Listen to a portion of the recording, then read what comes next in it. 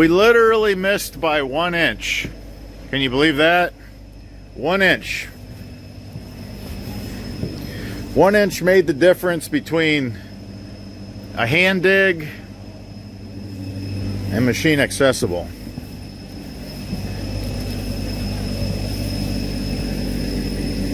Man, this is so wet in here. It's so bad.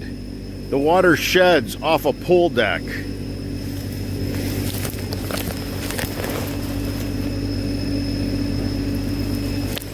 So all the neighbors' water ends up right here.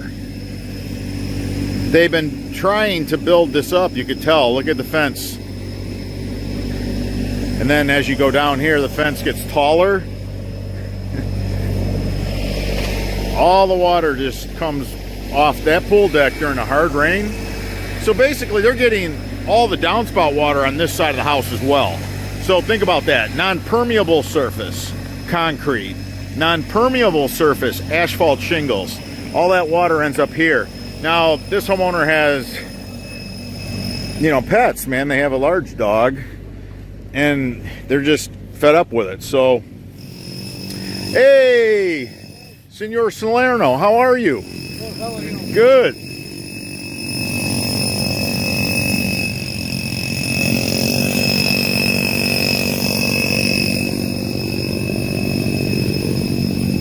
One thing about a hand dig, the sprinklers are easy to find.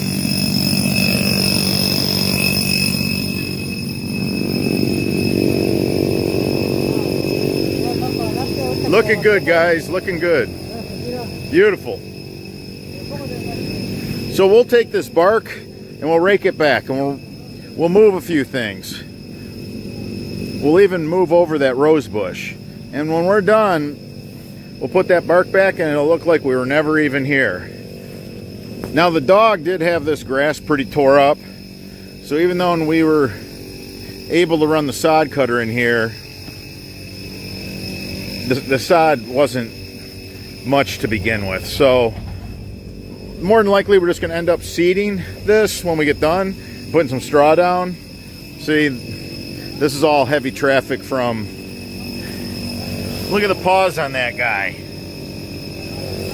So, no matter how much dirt they put here, they're not going to get rid of this problem. They have their own water coming off the patio. Downspout, downspout, downspout. So they got roof water, water coming off the patio. Water just sits here. You can keep putting dirt in here and you chase the water closer to the foundation of the house. That's no good.